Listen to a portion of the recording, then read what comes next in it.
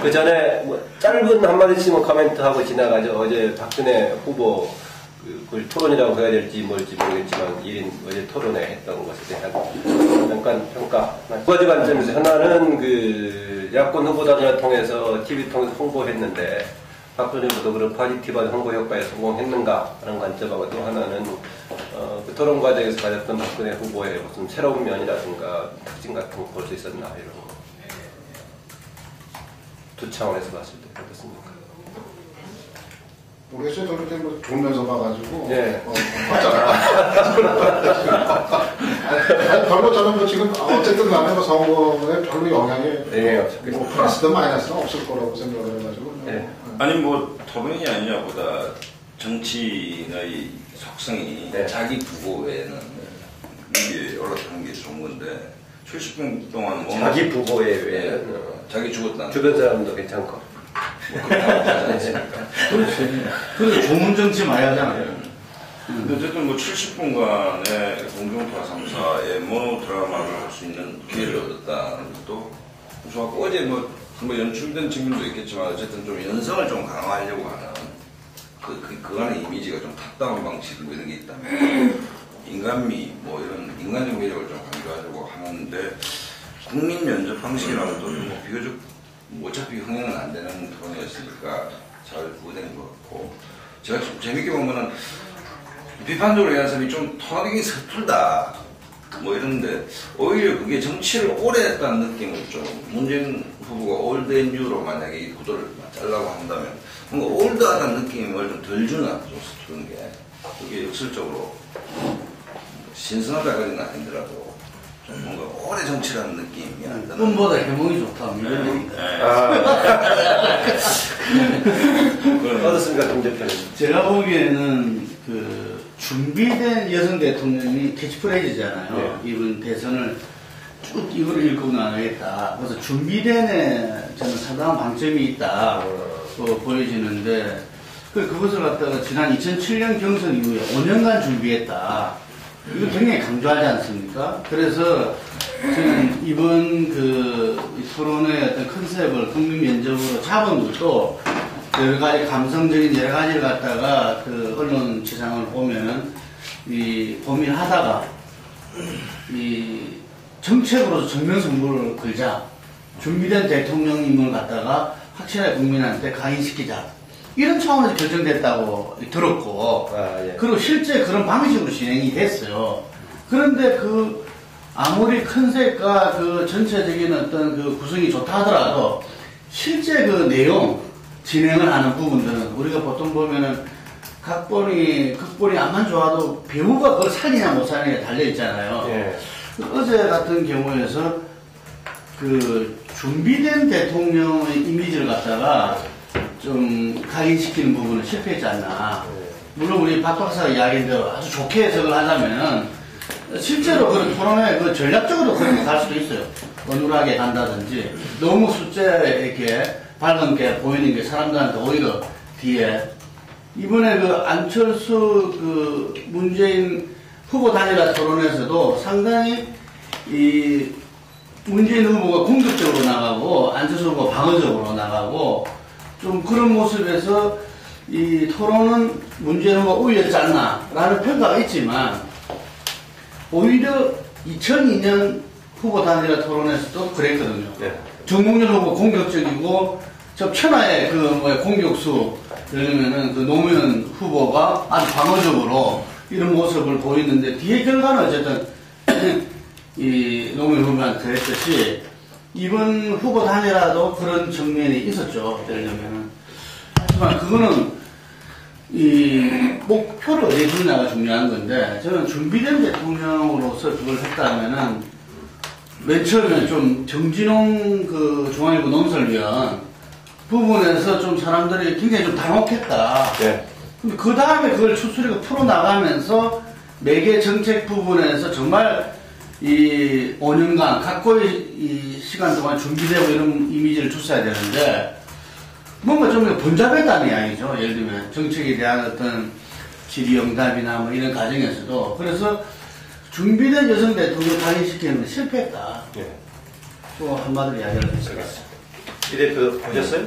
네, 저도 초반에 보다가 네. 중반 이후부터 초반쯤 봤으면 평가 가능할 거예요.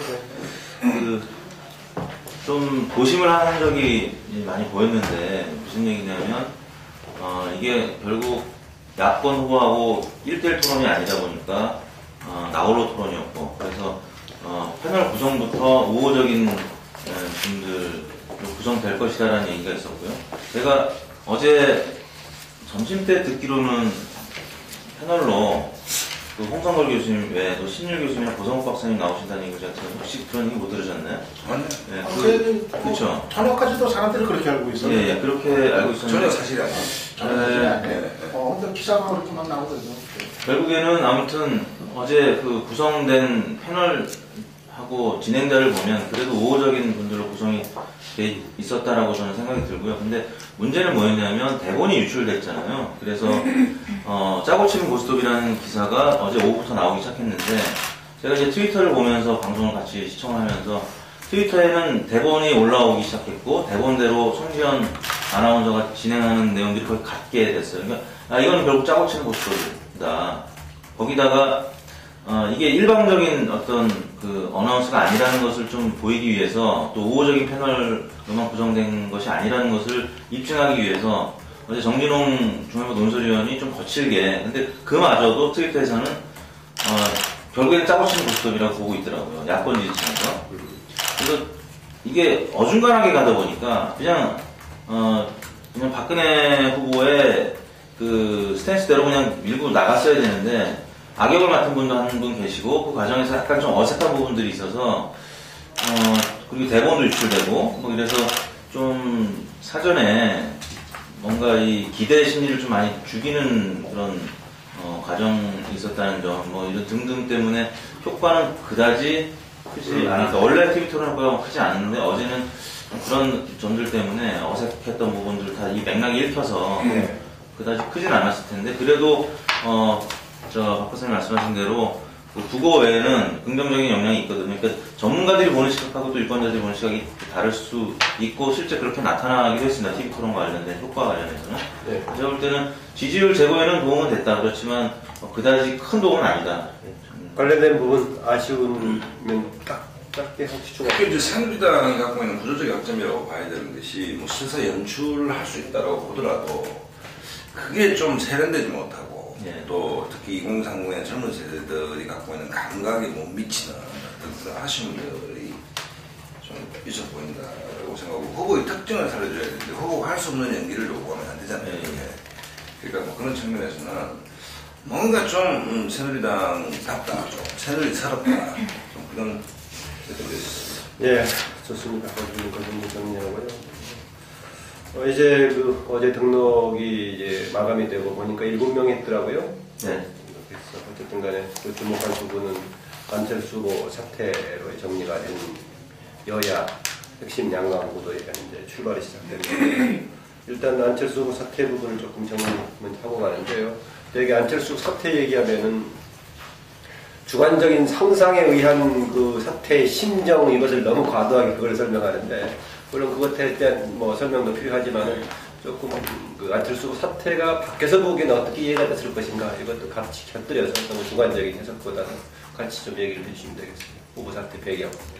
배경은 뭐 잘 모르겠고 사실은 뭐 어떤 일이 있었는지는 여기서 얘기를 하면 본인의 개인적 상상의 영역이기는 글쎄요. 네, 그건 얘기를 안 하고 일단 사실관계만 얘기를 하면 오늘부터 박경선 운동 기간이 시작이 되는데 박근혜 후보에 비해서 문재인 후보가 숙제를 좀 더 많이 안고 시작한다라고 일단 봐집니다. 그건 왜냐하면 첫째는 당장 이제 안철수 후보를 이제 모셔서 손을 잡고 유세를 해야 될 과제가 하나 생깁니다.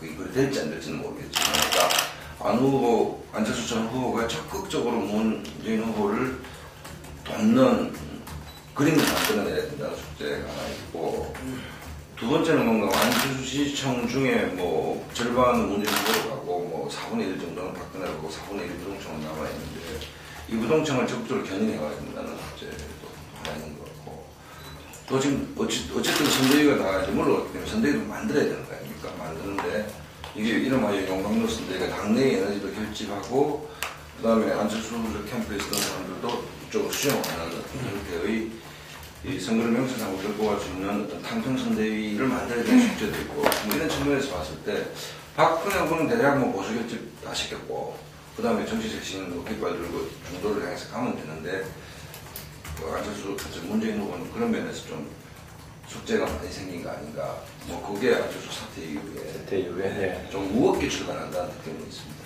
네. 내용적으로 보면은 뭐 사실 뭐 결과적으로 이제 뭐 단일화가 됐지만 내용적으로 보면은 안철수 퇴자를 의미하는 그런 이제 방식이었었고 그래서 결국은 중요한 거는 이제 문재인 안철수 두 사람 간의 그 신뢰가 이제 깨졌음을 이제 의미하는 그런 장면이었다고 좀 봐야 되는 것 같아요. 결국은 이제 단일 후보 자리를 놓고 평평하게 이제 서로 이제 대치를 하다가 결국 이제 힘이 약한 쪽이 이제 물러나게 되는 이런 이제 상황이 이제 된 거고 그렇기 때문에 기본적으로 이게 박원순 씨랑 손들어주는 것처럼 아름다운 양보가 아니라 신뢰가 이제 깨진 상태에서 이루어진 한쪽의 이제 퇴장 이런 거기 때문에 지금 여론조사 결과도 뭐 며칠 동안 나왔습니다만 단일화의 효과는 이게 대단히 이제 미미하게 나타나고 있고 단일화가 됐는데도 지금 그 직후에 그러니까 그 효과가 극대화되는 시점일 지금 정도 시점에서도 상당수 여론조사에서 박근혜 후보가 오히려 앞서고 있는 게 유지가 되고 있다는 거 그거는 단일화 효과가 사실상 대단히 이제 미미하다 이런 걸 이제 의미하는 게 되겠고요.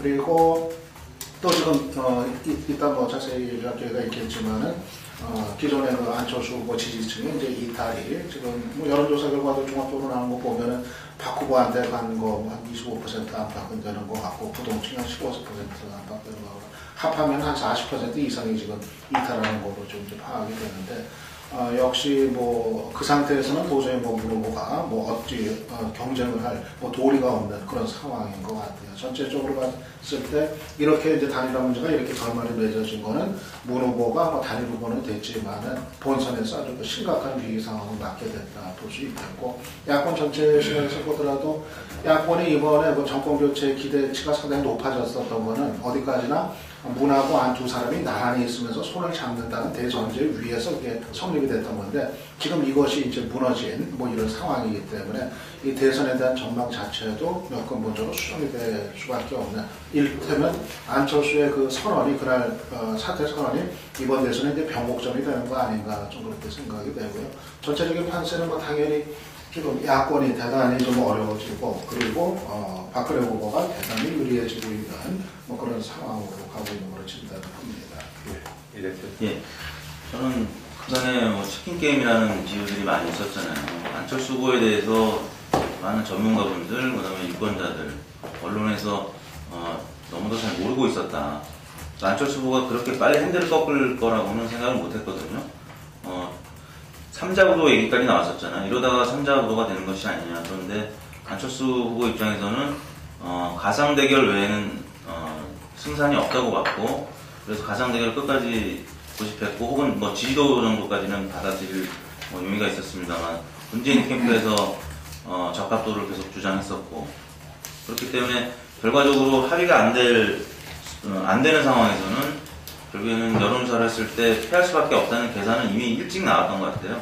그래서 더 이상 협의가 안 되는 상황에서 TV 토론에서 문재인 후보가 공세적으로 나왔던 부분에 대해서 좀 같은 파트너로서의 실망감 등등이 개입되면서 조금 더 빨리 그래서 유권자들한테 너무나 큰 충격을 줬었고 안철수 후보 지지층들은 역시 같은 충격을 받아서 어제 자살소동까지 있었지만 아무튼 이분들이 여론조사상에서 상당 부분 부동층으로 지금 넘어가서 어떻게 할지 모르고 지금 과연 투표에도 참여해야 되느냐 이런 국면까지 가 있는 유권자들도 분명히 있고 그럼에도 불구하고 저는 착시 현상이 지금 있을 수 있다. 왜냐하면 지금 이제 저희 리얼미터에서 어제는 46.2대 46점이 완전 동률로 나타났어요. 그래서 저희는 다른 조사기관에 비해서 문 후보가 좀 앞서는 걸로 나왔었거든요. 총 12개 조사기관이 발표됐는데 8개는 박 후보, 4군데는 문 후보가 좀 유리한 것으로 거의 대부분 오차 범위 내였지만 근데 이제 저희는 좀 극단에 있었어요. SBS 조사가 박 후보가 많이 앞서는 걸로 나왔었고 저희는 일요일 기준으로 하면 4.8%포인트 문 후보가 앞서는 걸로 나왔다가 많은 주요 언론, 특히 지상파 3사랑 조중동이 박근혜 후보가 앞서는 것으로 나오니까 밴드웨건 효과가 작용해서 어제는 46.2대 46.2가 거의 동률로 나타났거든요. 근데 리얼미터 꽤? 네. 당분간은 거의 팽팽한 수준으로 나타날 것 같아요. 근데 이런 상황에서 새누리당이 낙관을 한다거나 또 민주당 입장에서 낙심을 한다거나 저는 둘 다 좀 경계해야 될 부분이라고 보고요.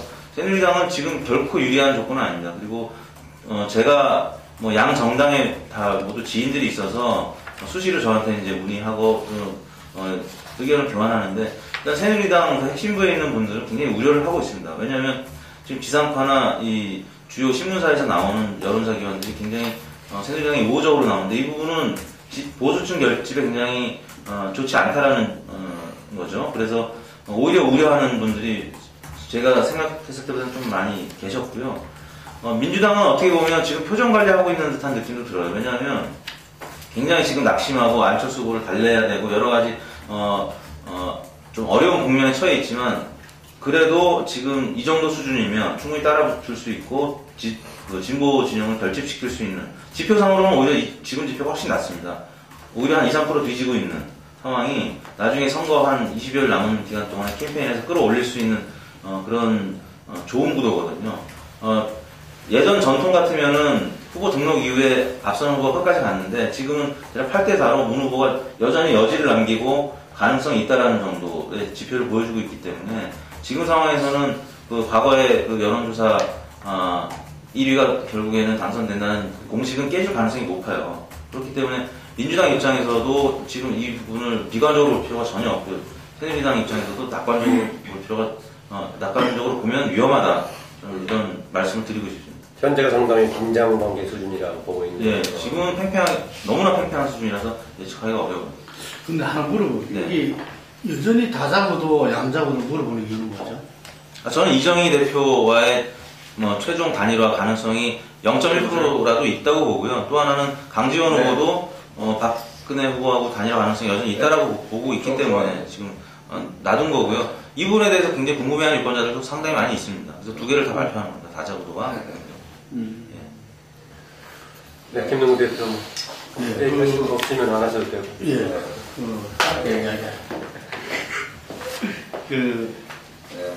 안철수 후보의 사태로 인한 단일화가 됐는데, 저는 사태 기자 성명을 보면서 상당히 노무현 대통령을 눈앞에 이렇게 떠올리시더라고요. 그래서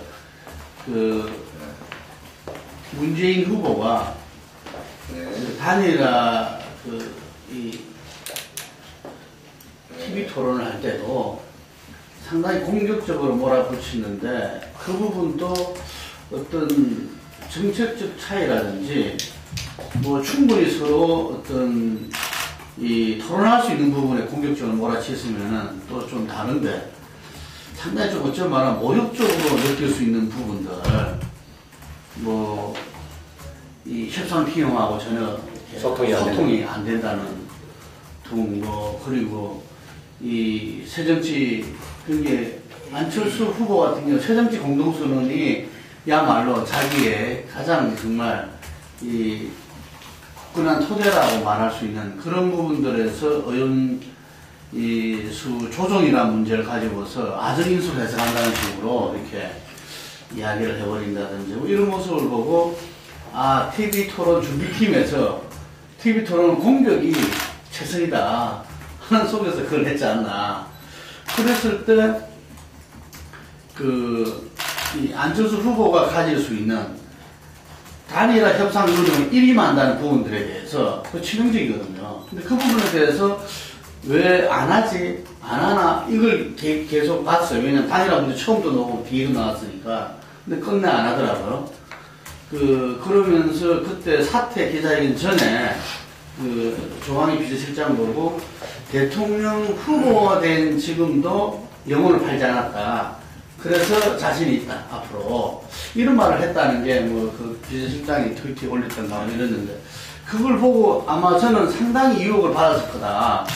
그렇지만 그 부분을, 안철수 현상이 뭔가를 늘 생각하지 않겠는가, 본인이. 그래서 거기에 대한 국민과의 약속, 그걸 지키기 위해서 그랬지 않나 이런 생각이 들거든요. 그래서 안철수 현상은 지금도 살아있다. 지금 역대 제3후보 11월에 저주를 이야기하고 하는데 역대 제3후보들은 이 11월의 저주 속에서 사라져갔습니다. 그리고 대선에서 역할이 거의 없었죠. 이게. 그런데 이 안철수 후보는 사퇴를 했음에도 불구하고 지금 안철수 후보의 지지층이 어떻게 가느냐. 그런데 지금 이제 이 새누리당도 지금 정치 쇄신을 이어받겠다. 노골 정도죠, 지금 이제. 응? 안철수를 그렇게 공격하는 사람들이 이제 안철수를 이어받겠다. 이렇게 노골 정도로 지금 안철수 현상, 안철수는 여전히 지금 살아있고 변수가 아니라 지금 이 대선에 상수로 되어 있다는 부분들이 이번에 그 사태에 의한 단일화, 안철수 현상, 안철수 후보가 남긴 또 지금 여전히 현재 진행형이다. 이게. 그런 부분들이 이번 대선에서 뗄래야 뗄 수 없는 계속적으로 주목할 수밖에 없는 그런 그를 후보 사태로서 좀 만들었다.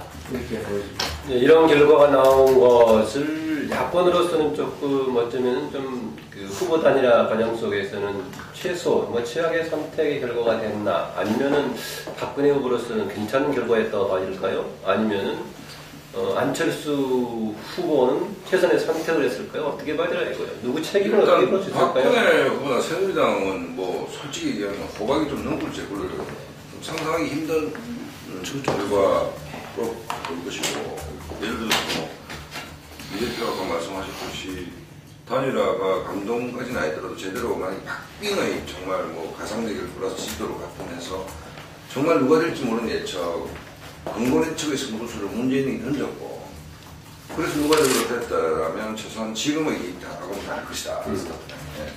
그런 측면에서 봤을 때뭐 그러면 새누리당은 행제를 할 책임이 있다. 박근혜 후보에게 행제를 준 쪽에 대한 만든 책임은 그다음에 여기서 저는 모르겠어요. 문재인 후보의 기책 사유가 좀 크다라고 보는 것이 단일 협상 과정에서 문 후보가 그간의 신사 이미지, 온갖 합리적 이미지를 가지고 있었는데 의외로 스텝이 굉장히 엉키는 뭐 예를 들면 통 큰 형님 리더십 얘기했다가 또 뭐 안철수 후보 쪽에서 협상 중단을 선언했던 일방도 사과를 했다가 또 뭐 며칠 뒤에는 또 굉장히 엇박지르다가 뭐 이런 좀 그다음 TV 토론에서도 굉장히 공세적으로 갔다가 그러니까 애시당초 내가 되어야 한다는 당이 늘 너무 확고히 갖고 있었기 때문에 새누리당에서 말하는 안철수 불쏘시개 혹은 뭐 그건 지나친 얘기를 하더라도 안철수가 문재인이 대통령 되는데 도움이로서 역할 이외에는 상상하지 않았다 처음부터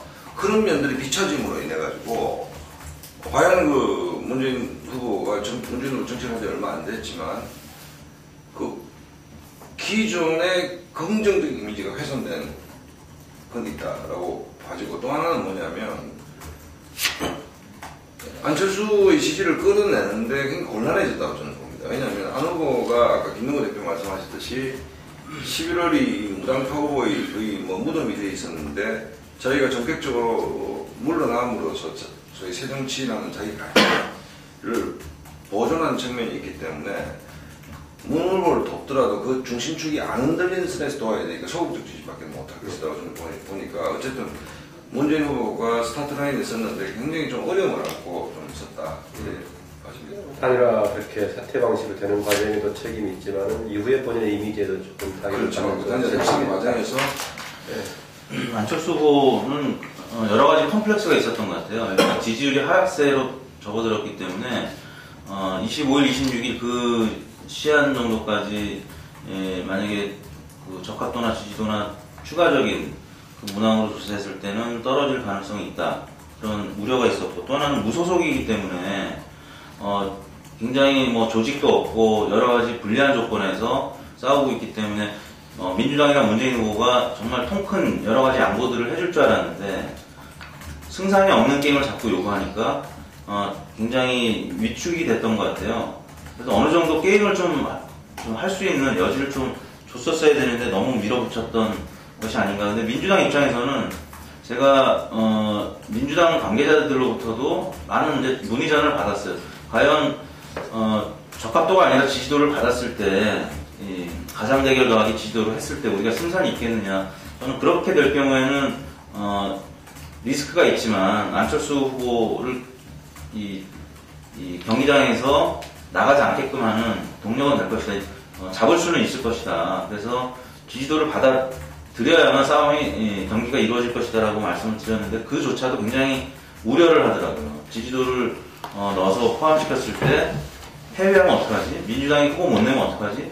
그러니까 굉장히 안정적인 이 셈법으로만 협상 룰을 임할 수밖에 없었고 그러다 보니까 그 부분에 대해서 내가 물어볼게요. 왜냐하면 거기에서 핵심 지도부 있는 친구가 뭐라고 이야기했냐면 왜 자기들이 여론조사에서 그렇게까지 버티고 안 하는 모습을 양보를 안 하는 모습을 보였나 부분에 대해서 실제는 이런 거였다 이렇게 이야기하는 거예요. 뭐냐면은 가상 대결일 때 예를 들면 그 박문 박안을 모를 거 아닙니까? 그러면은 문 지지층은 박안을 물었을 때는 전부 다 박을 지지한다 해야 되는 거예요.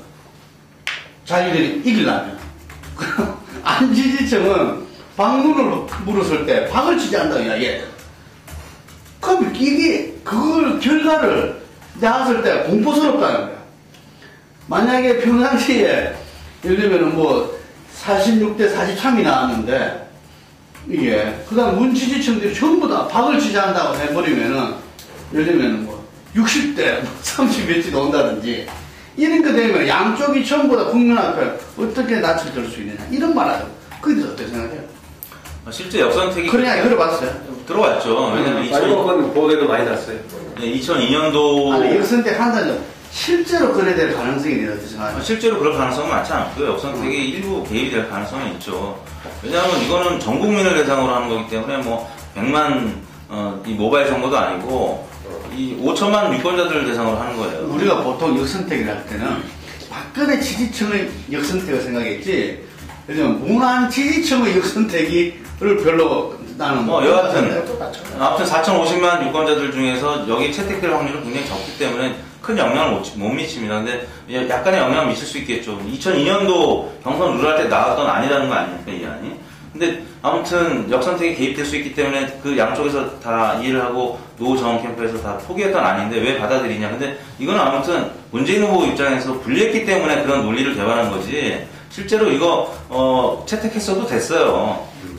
그 지지도 문항은 덧붙여줬으면 안철수 후보 입장에서는 받아들였을 가능성이 있는데 일단 그것도 안 되니까 이제 적합도도 좀 넣고 다 이 칵테일 방식으로 다 섞자는 얘기였었는데 그거에서도 아무튼 안캠프에서는 승산이 없다라고 봤기 때문에 도저히 더 이상 물러설 수 없는 가상 대결에서는 유독 승산이 있었거든요. 그래서 그랬죠. 저는 기본적으로 이 자리는 얘기 많이 해요. 고박 때부터.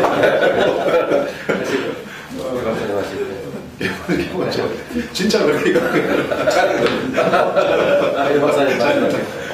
기본적으로 이번에 이제 민주당하고 이제 문 후보가 한 치 앞을 내다보지를 못하고서 무리를 했다고 이제 생각을 이제 해요. 이렇게 하면 결국은 안철수가 도망가게 달아나버리게 이제 돼 있었던 뻔한 상황이었는데 결국은 그걸 내다보지 못하고 일단 너무 단일 후보 되는 거에만 그냥 안간힘 쓰면서 집착을 하다 보니까 그런 이제 무리한 과정이 이어졌다고 이제 보는데.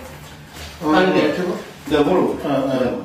마지막에 그러면은 그 협상 그 뭡니까 정권 대리인도 결렬되고 나서 도대체 민주당은 어떻게 하려고 했는 거나 그게 궁금해. 민주당은 그냥 후보 등록하는 거예요. 후보 등록하겠다고. 그러니까 이제 저거예요. 25일날 등록하겠다. 저게 이제 25일날, 6일날, 5일날. 문 후보는 이미 등록 준비 다 끝내고 이제 결렬되면 등록 들어간다. 그럼 안철수는 100% 묻힌 상태였고 안철수는 이미 그 전에 사실상 이제 만약 그렇게 되면 어떻게 둘이 등록하냐 내가 던져버리겠다 이 생각으로 기울어졌는데 다만 주변에서 주변 측근들이 이제 그래도 한번 마지막으로 더 해보자 이래서 그 시점만 이제 늦춰왔던 거죠. 그래서 사실 박선수 본부장이 그 밤에 격한 이제 그 기자회견을 했던 것도 이미 그 수순이 예정되어 있기 때문에 정말 마지막 이제 그거로서 이제 얘기하는 분위기와 속에서 그랬던 거고, 그 다음날에 있었던 그 대리인 그 마지막 회동도 뭘 기대해서라기보다는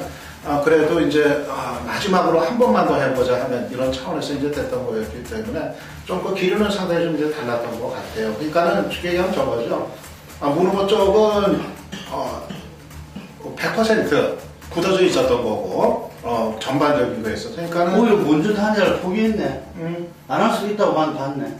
문 후보는 그쪽은 그랬던 거죠. 그러니까 이제 아까 이제 이탁수 대표도 얘기한 것처럼 기본적으로 무리했다고 얘기를 하는 게 일단 민주당 쪽은 민주당 후보가 단일 후보가 안 되는 상황은 상상을 안 한 건 그게 없었던 거예요. 처음부터 끝까지. 그래서 아까 그 최종적인 룰 협상 과정에서도 아까 얘기처럼 예를 들어서 문 안쪽에서 최종적으로 제시했던 지지도 조사하고 가상 대결 해도 이겨요. 문이 지금 그 상황에서는 이기는데 그런데 혹시라도 있을지 모르는 의외의 상황 이거에 대한 불안감도 우리는 갖고 갈 수 없다 이런 거였었거든요. 당연히 그거는 안 하고 본선을 같이 간다는 전제 위라면은 그 정도 선에서는 받았었어야 됐어요. 근데 그거조차도 이제 받지 않으니까 결국은 이제 어떤 이제 같이 설 수 있는 이 공간 자체가 이제 사라져 버렸던 거고.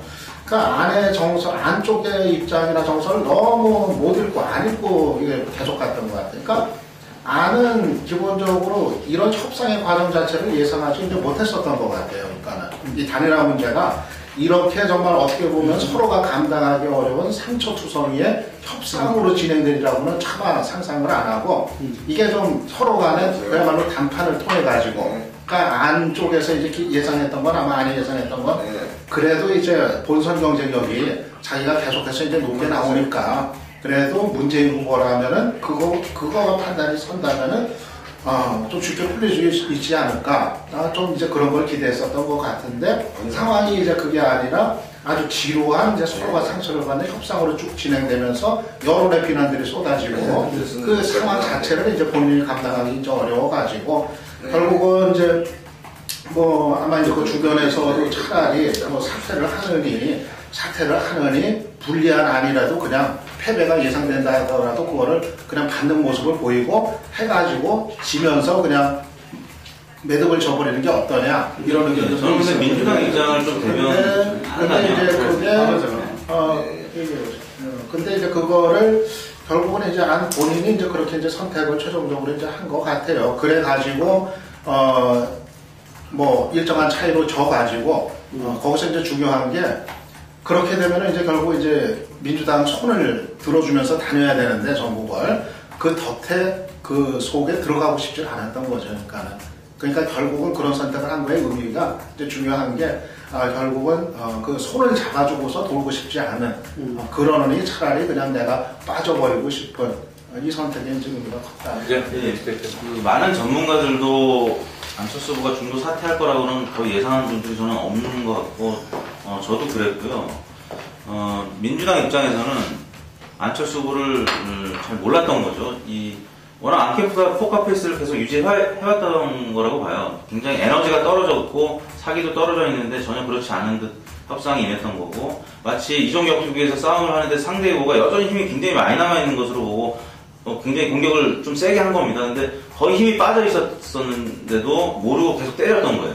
그러니까 안철수 후보 입장에서는 더 이상 버틸 수가 없는 상황에서 그냥 수건 던지고 나가버린 거였거든요. 그러니까 관전자들 입장에서 봤을 때는 힘없는 이 동생 후보를 마침 후보가 엄청나게 세게 때린 것으로 지금 결과적으로 나타났기 때문에 유권자들이 문 후보에 대해서도 약간 좋지 않은 시각을 갖게 된 거고 지지율이 당장 그렇게 나타나고 있는 거라고 보거든요. 예. 민주당에서는 전혀 이런 상황을 예측을 못했고 안 후보 측을 여전히 강한 적으로 봤었어요.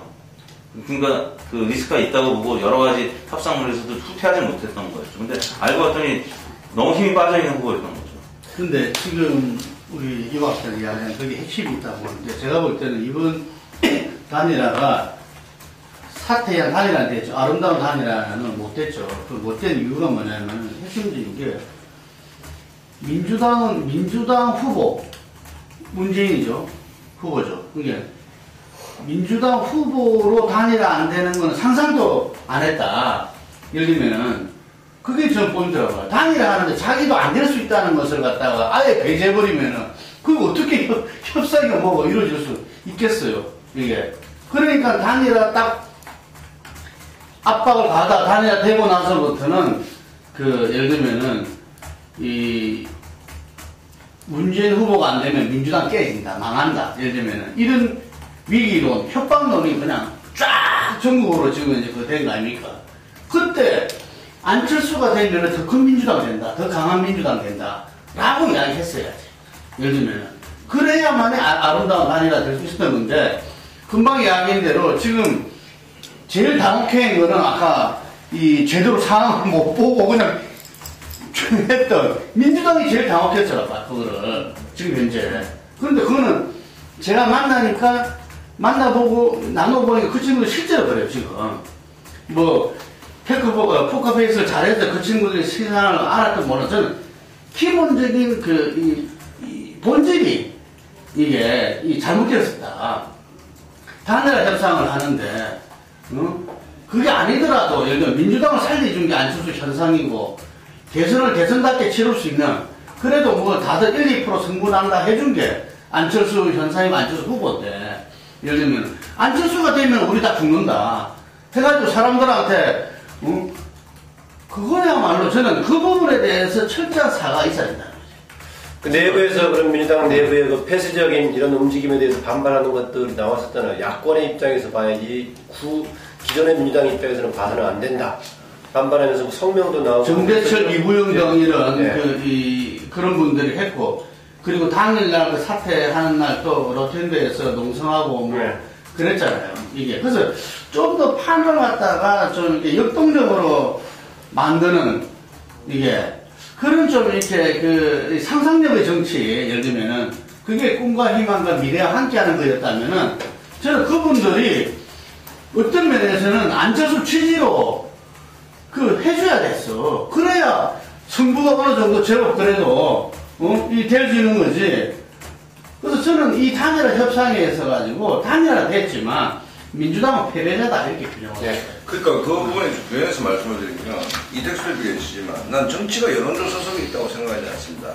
여론조사는 여론조사고 정치는 정치다. 그러니까 정치가 감동적일 수 있고 정치가가 감동을 만들어낼 수 있는 것은 여론조사 데이터 똑같은 데이터를 보면서 서로가 유불리를 따지는, 그러니까 악마는 디테일 속에 있다는 얘기가 참 착각한 것이 뭐냐면 참고 자료일 뿐인 여론조사.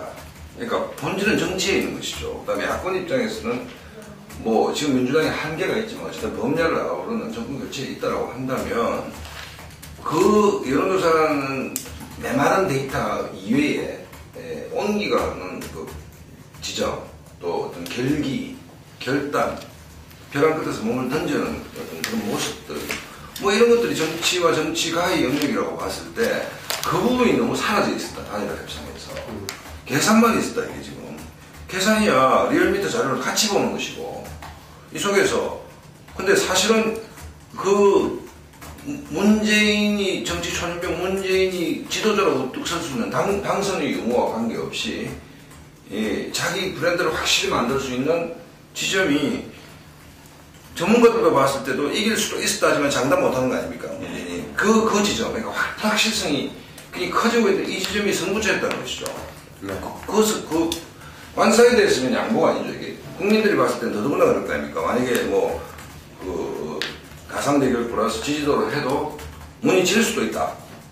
누가 길지 모르겠다는 이 정점에 왔을 때 어떤 결단을 해버림으로써 이 파일을 완전히 키우면서 자기의 어떤 지도력을 보여줄 수 있는 측면들. 그러니까 정치는 데이터 속에 있지 않다는 거죠. 그런 면에서 좀 아쉽다. 아까 박 소장도 이제 문재인 후보의 이제 이미지에도 영향을 주지 않았을까 그런 얘기를 이제 하셨지만은 이제 문 후보가 이제 본선을 생각을 했다고 한다면은 정말 좀 그래도 문재인은 민주당하고는 좀 다른 사람이다. 그러니까 민주당이 갖지 못하고 있는 뭔가 다른 모습, 어떤 통큰 모습을 가졌다. 또는 어떤 기존의 구정치하고는 다른 모습을 갖고 있다. 이거를 이제 보여줬어야 되는데 이번 과정에서는 오히려 보면 결과적으로는 이제 거꾸로 문재인도 민주당의 한 사람이구나.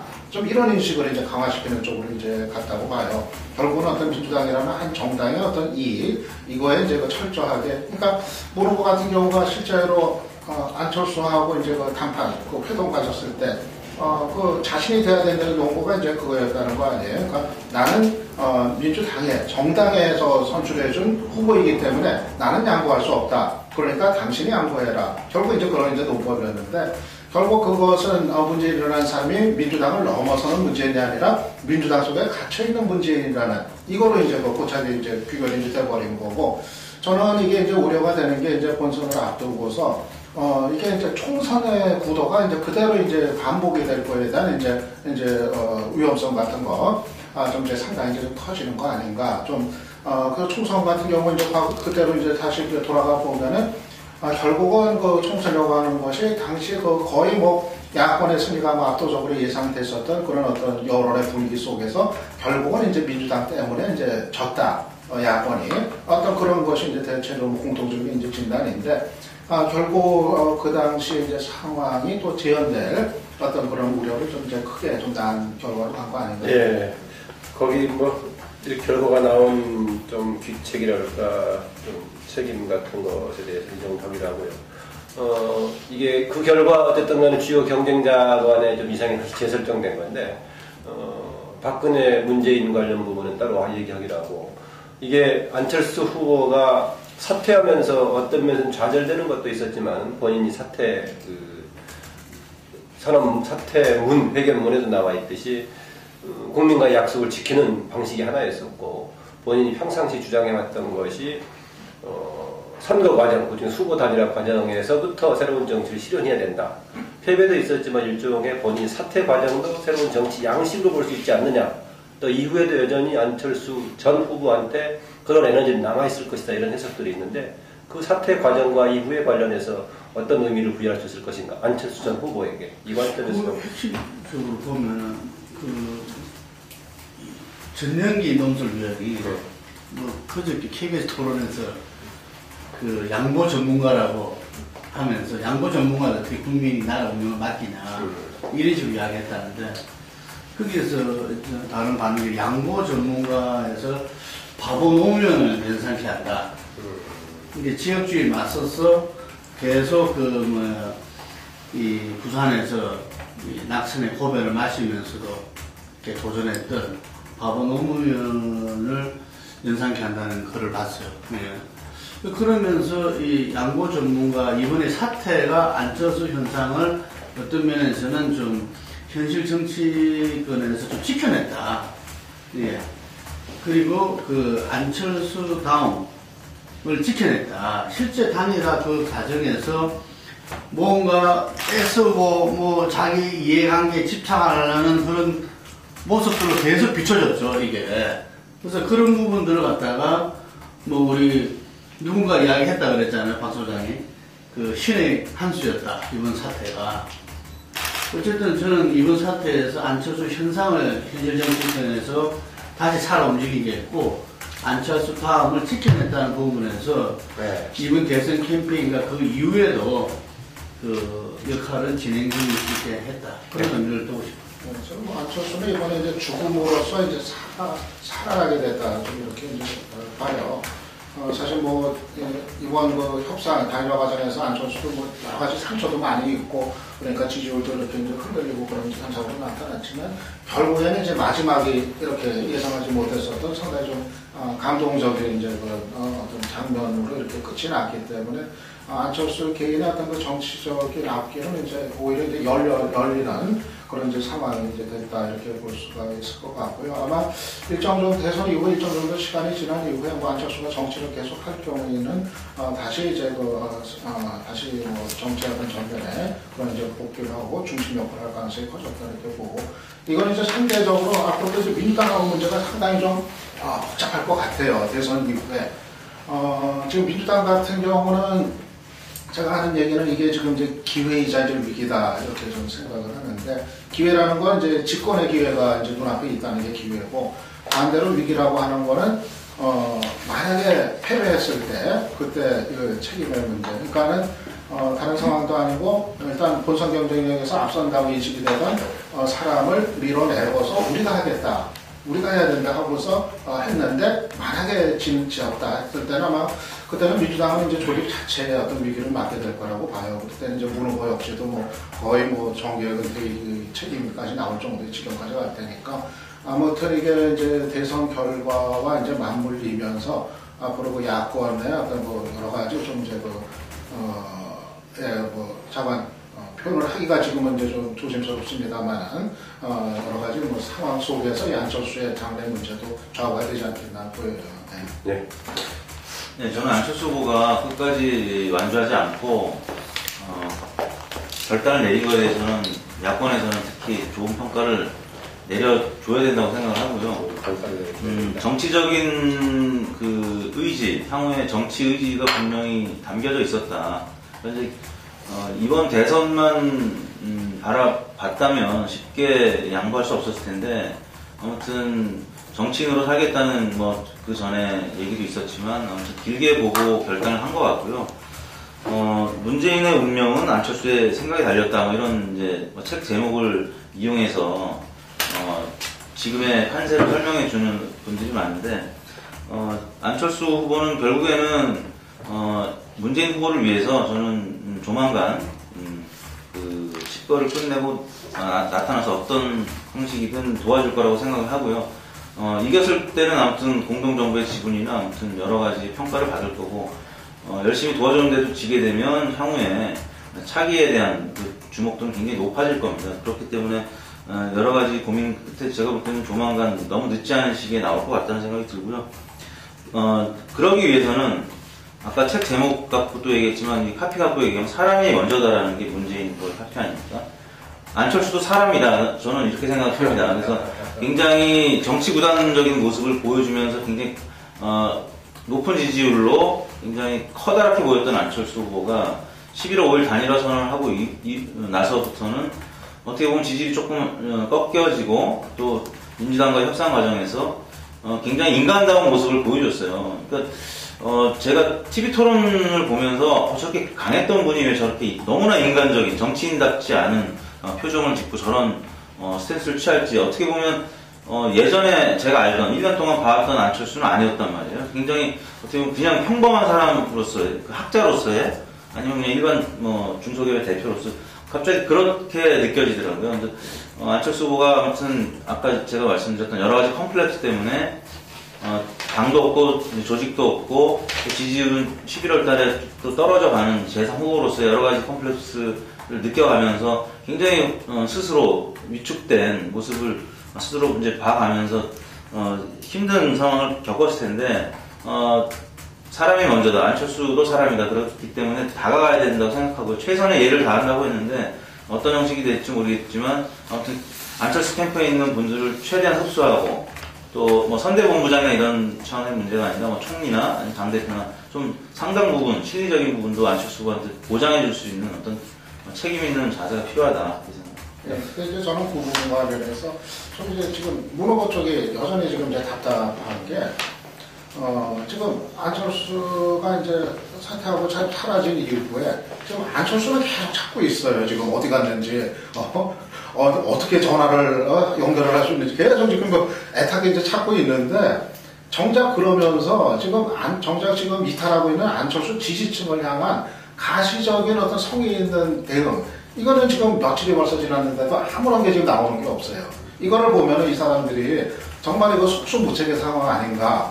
지금의 상황에서도 뻔히 지금 지지층들이 이탈해서 빠져나가고 있는 게 지금 이렇게 보이면서도 그러면서도 지금 안철수 나타나기만 기다리고 있고 그리고 또 뭐 선대위 자리 얘기 이제 나오는데 사실 그거 가지고는 저는 좀 변화가 없다고 봐요. 지금 안철수 지지층이 흔들리는 거는 어떤 뭐 자리의 어떤 뭐 이런 문제로 해결될 수 있는 게 아니라 그간의 과정에서 입었었던 이 상처 이거를 좀 풀어주고 이걸 보듬어주고 치유를 해주고 그리고 민주당이 안철수가 얘기했던 거를 정말 진심을 갖고 실천을 하겠다 우리가 대신 꼭 하겠다 이거를 이제 전해주면서 마음을 움직여야 되는데 정작 지금 안철수 찾으러 다니기만 하고 그런 부분에 관해서 지금 아무런 것도 며칠이 지났는데 지금 나오는 게 없기 때문에 대단히 그 사후 관리력에 단일 후보가 되기는 됐는데 정작 이후에 그 관리력은 지금 거의 뭐 부재한 상태 아닌가 판단이 들어요. 네. 안철수만 놓고 생각하면 뭐 신의 한 수는 분명해 보이는데 안철수 개인의 삶에 있어서 가장 핫한 한 두 달을 보냈을 것이고 일단 정치인으로서 뭐 엄청난 보냈을 것이고 근데 아직도 여전히 의문이 남는 게 저는 안철수는 누구인가 물론 정치인 안철수, 지도자 안철수라는 것은 정치를 하겠다 했으니까 만들어지는 과정이겠지만 한 두 달 정도의 후보의 과정을 통해서 봤을 때 대략 어떤 이미지는 떠오르지만 아직 명확하게 안철수가 추구하는 바가 뭔지가 잘 모르겠다는 거. 콘텐츠가 새정치라는 것이 이분이 느끼는 이분이 생각하는 새정치 지향성이 구체적으로 뭔지를 스스로 좀 정돈되어 있는지 그러니까 어떤 분이 있는 얘기해서 석사과정 학생의 순수하게 한데 문제의식이 아니냐 분기탱치나 뭐 그게 잘 모르겠다는 거 아니에요 여전히 그 측면이 하나 있고 두 번째 본인은 조직의 쓴맛을 진짜 제대로 한번 봤을 겁니다 진짜 현실 정치의 쓴맛 뭐 그게 옳든 그르든 살면서 몰매 맞은 일이 몇 번 있겠습니까 근데 어쨌든 조직의 쓴맛을 한번 제대로 봤다는 생각이 들고 그래서 아마 만감이 교차할 거라는 생각이 들어요 사실 개인 입장에서는 어쨌든 정치를 계속하고 가시밭길을 가겠다고 했는데 그러니까 구체적인 내용은 저로서는 이해가 안 되지만 어쨌든 새정치에 대한 어떤 강한 신념을 갖고 있어 보인다 후보를 던짐으로써 뭐 그 정도는 확인이 되는데 유상훈 박사님 말씀하셨듯이 이게 문재인 후보나 민주당이 좀 가까운 대목이 뭐냐면 이게 안 되려면 모든 게 안 되는 걸로 가듯이 TV 토론을 하면서 새정치 공동선언에 대해서 너무 몰아세웠어요. 조정 뭐 이런 거 가지고. 사실 그래 안 해도 되는데 그러니까 공동의 가치, 그러니까 단일화의 철학과 가치를 그러니까 포장해내는 게 새정치 공동선언인데 그거 가지고 본인이 막 압박을 하니까 아니 막 당황을 했잖아요. 그 다음에 남북관계 문제도 건강상 그 관광 재개 문제도 사실 본질적인 비슷한 얘기인데 그 현정원 회장이 김정일 정부관에 이걸 사과를 가담하느냐 아니면 안철수는 뭐 공식적으로 좀 제발 관계를 하고 이게 엄청난 차이는 아님에도 불구하고 이명박하고 뭐가 다르나 막 이렇게 몰고 가니까 지금 민주당에서 안을 달리기 위해서 뭔가 좀 새정치 정신을 만들겠습니다 하는 이 이야기가 좀 뻘쭘해지는 뭐 그런 측면도 없지 않은 거. 네. 그래서 어쨌든 뭐 안철수는 제가 예측한데는 이번 대선의 정권 교체에 대한 그 스스로의 부담은 좀 덜할 것이다. 그래서 어쨌든 뭔지는 잘 모르겠지만 새정치라는 깃발을 굳건히 들고 앞으로 갈 것 같다. 저는 안철수 개인만 놓고 보면은 차라리 좀 시간은 더 걸릴지언정 안정된 길을 가게 되는 그 의미도 있지 않나 하는 생각은 들어요. 이제 뭐냐면 야권 전체 입장에서 봤을 때 사실 이 정권 교체의 어떤 가능성이 상당히 좀 이제 줄어드는 이 자체의 문제가 이제 심각하게 이제 발생을 했지만은 안철수 개인으로 봤을 때는 사실 이번에 단일 후보가 됐다 하더라도 그래가지고 박근혜 후보한테 이겨서 집권을 했다 하더라도 사실 이 안정된 국정 운영이 가능했을까 하는 문제는 근본적으로 남았거든요. 사실 이 단일화 과정 자체도 감당하기 어려울 정도의 정치적인 역량, 그 어떤 그 세력의 한계 이런 거 가지고 그대로 노출이 이제 됐는데 하물며 집권을 했을 때 그거를 과연 안정적으로 운영을 해나갈 수 있겠는가. 또 이번에 과정에서도 정치적인 대응 능력의 취약 이런 건 여실히 드러났거든요. 아무리 뭐 진심이 뭐든 간에. 그런데 그런 문제, 결국은 정치적 리더십의 문제인데 그런 거를 그대로 안고 대통령이 되실 때 어떻게 했을 것인가. 상당히 많은 우여곡절과 또 혼란이라든가 불안정한 이런 것이 그대로 드러날 가능성이 위험이 대단히 컸었다 이렇게 보고 그렇게 보면은 안철수 개인으로서 보면은 시간은 이제 유예가 이제 되고 걸렸지만은 다시 이제 그 기회가 생긴다고 한다면 차라리 뭐 나중에 뭐 적절한 시점에 뭐 보궐선거 같은 데 나가가지고 재보궐선거 나가서 국회의원이 되고 또 야당 내에서 그 정당 내에서 여당이 될지 야당이 될지 모르니까 정당 내에서 일정한 역할을 비중 역할을 하면서 이를테면 정치적인 수업도 하고 정치적인 훈련도 더 쌓으면서 또 이후를 모색하는 좀 더 안정된 길을 좀 시간을 갖고 할 수 있는 오히려 그런 면에서는 또 개인적으로 또 그것도 의미도 있을 수도 있겠다는 생각도 듭니다. 네. 그 후보 단일하고 안철수 후보는 정도로 정리하고요. 안철수가 여전히 계속 대선 과정에 변수가 될 수밖에 없지만 이제 보다 직접적으로 박근혜와 문재인과 박근혜 양강구도로 집약된 상황. 아까 조금씩 저희가 달랐었죠. 이렇게 후보자들하고 이런 결론이 남으로써 박근혜 후보에게 상당히 유리한 국면을 만들었다는 또 의견도 있었고, 이택수 대표처럼 꼭 그렇지만 않다. 여러 가지 또 허허실실이 있고 긴장관계 볼 수 있다고 하는데, 현 상황, 양자구도 뭐 어떻게 볼 것인가. 또 지금 당장 시작하는 국면에서 보니까 어떤 방향으로 지금 기획을 하고 지금 가는 것 같으니까 포함해서 좀 얘기를 해주시죠. 저는 그 남재희 전 장관이 지금 이 보니까 말씀하셨는데, 그 조용한 선거가 되지면은 어쨌든 보수가 이기는 거잖아요. 박근혜가 이기는 건데, 지난 총선 때도 지방선거 때 그 했던 이 무료급식이라든지 어떤 정책적인 의도로 이 야당 이슈를 이렇게 주도하지 못했다. 오히려 지난 총선 때 보면은 이 노무현 정권의 어떤 책임론, 이렇게 그 한미 FTA라든지 제주 경기지 문제에서 오히려 공격을 당했죠. 예를 들면은 이슈를 주도해내지 못하고. 그래서 그런 부분들이 지금 현재 단일화 이 협상에 뭐 몰두하다 보니까 그런 표현을 쓸 수도 있죠. 어쨌든 간에 지금 야권이 어떤 이 이슈를 갖다 주도하지 못하고 있다.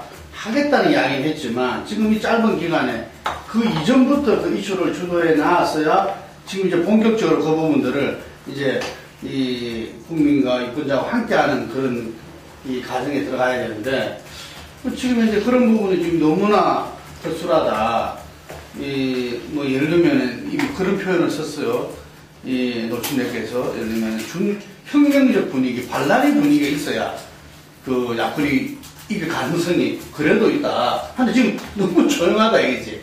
그리고 우리가 지금 아까 이야기한 대로 이 안철수 사태에서 좀 야권 성향의 어떤 지지 성향의 어떤 사람들도 전부 다 다들 좀 멈춰있다.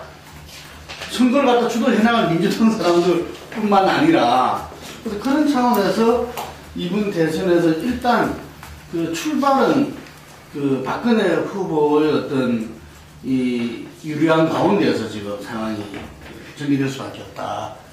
지금 우리가 인구 구성이 또 바뀌었다 그러잖아요. 5, 60대가 오히려 20, 30대보다 1% 더 많고, 그 투표율이나 이런 걸로 봤을 때 2002년 투표를 지금 지지도에 비교하더라도 비슷했을 때도 진다는 거잖아요.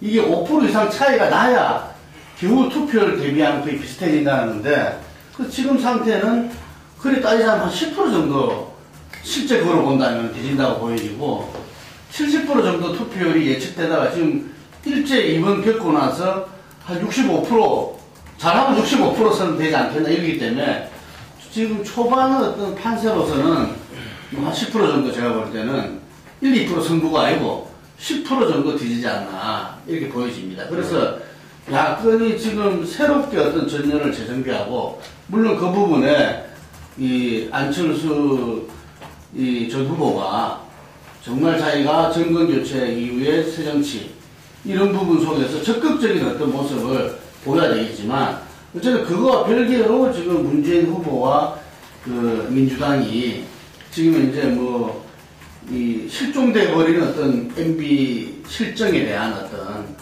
그 비판이라든지 경제민주화 부분도 박근혜 후보가 이렇게 왔다 갔다 할 때도 뭐 제대로 이렇게 그걸 갖다가 못했고, 뭐 남북 관계도 마찬가지고, 이런 부분들에 대해서 이게 이 대선은 그래도 한 일주일 전에는 좀 국민들한테 제대로 각인을 시켜낼 수 있을 캠페인을 벌릴 수 있는가, 이게 관건이라 보는데, 지금 현재로서는 상당히 좀 암울하죠. 예를 들면은. 네. 그 반론을 좀 제기하고 싶은데요. 이제 투표율과 관련해서